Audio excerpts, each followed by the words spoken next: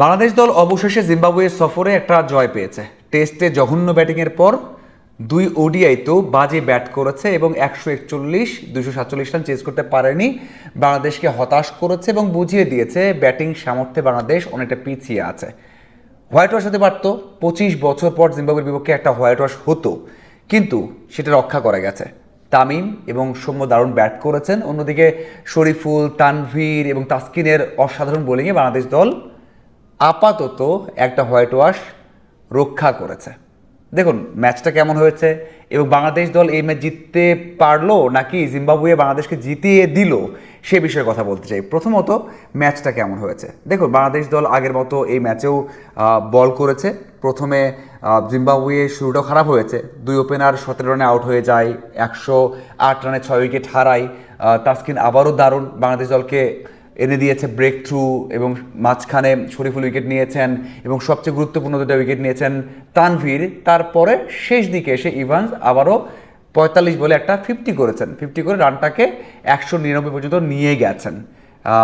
ওই যে 199 রান, এই রানও কিন্তু মনে হচ্ছিল বাংলাদেশের জন্য বড় রান, কারণ 141 রান চেস করে জেতা যায়নি এবং একটা ম্যাচে 247 রান করতে হবে, সেখানে ক্লোজে গিয়ে বাংলাদেশ দল হেরে গেছে। তার মানে এই ম্যাচেও শঙ্কা ছিল, কিন্তু সেই শঙ্কাটা সত্যি হতে দেননি। সৌম্য এবং তামিম দুজনে 151 রানের জুটি করেছেন, এরপর শান্ত এসেও ধরে থেকেছেন এবং যেটা চাহিদা ছিল সেভাবে ব্যাট করেছেন, যদিও হৃদয় ব্যর্থ হয়েছেন, 0 রানে আউট হয়ে গেছেন। শেষ পর্যন্ত বাংলাদেশ দল 14 ওভার হাতে রেখে কিন্তু জয় নিশ্চিত করেছে। এখন বিষয়টা হচ্ছে যে বাংলাদেশ জিতলো, জয় পেল, নাকি জিম্বাবুয়ে জিততে দিল। দেখুন একটা বিষয় আছে, সেটা হচ্ছে বাংলাদেশ দল একটা স্ট্রং টিম নিয়েই খেলেছে, খুব একটা পরিবর্তন করেনি। ব্যাটিং অর্ডারে পরিবর্তন নেই, বোলিং অর্ডারে আমরা দেখেছি যে সাইফুদ্দিনকে ব্যাক করানো হয়েছে এবং এটাই বড় একটা পরিবর্তন, এবং রিশাদের জায়গায় খেলেছেন তানভীর। কিন্তু জিম্বাবুয়ে কী করেছে, তাদের যে টপ 3টা বোলার, মানে যারা 2টা ম্যাচ জিতিয়েছেন, মানে প্রথম 2টা ম্যাচই বাংলাদেশ ব্যাটারদের অসহায় বানিয়েছেন, 141 রান করতে দেননি, 247 রান করতে দেননি, যে 3জন বোলার, মানে তাদের টপ 3 বোলার, সেখানে আমরা যদি বলি যে মুজার রব্বানী, সেখানে নিউমরি এবং হচ্ছে ইনগারাভা, 3জনকে রাখেনি তার স্কোয়াডে। মানে একটা দল যদি এই ম্যাচে 300 রানও করতো জিম্বাবুয়ে, তাও মনে হয় তারা ডিফেন্ড করতে পারতো না, কারণ হচ্ছে 3জন টপ বোলার, মানে 4টা বোলার ছিল ইভান্সকে ধরে, সে ইভান্স এখন টপ বোলার হয়ে গেছে এই থার্ড ম্যাচে, মানে ওপেনিং বল করেছেন টপ বোলার, এছাড়া কিন্তু কেউ ভালো বোলার নেই সেখানে। মাসুকা বলুন, সেখানে মাধবীরে বল করেছেন, বেনেট বল করেছেন, এবং কি বল করেছেন। মানে আমরা তো জয় পেয়েছি ভালো ভাই, বড় ব্যবধানে 7 উইকেটের জয়, কিন্তু যখন দেখবো যে অপোনেন্ট বোলাররা বোলার না মানে ব্যাটার, তখন আপনার শঙ্কা জাগবে, তখন মনে হবে যে বাংলাদেশ দল ম্যাচটা জিতেছে নাকি জিতিয়ে দেওয়া হয়েছে, নাকি জিম্বাবুয়ে জিততে চায়নি।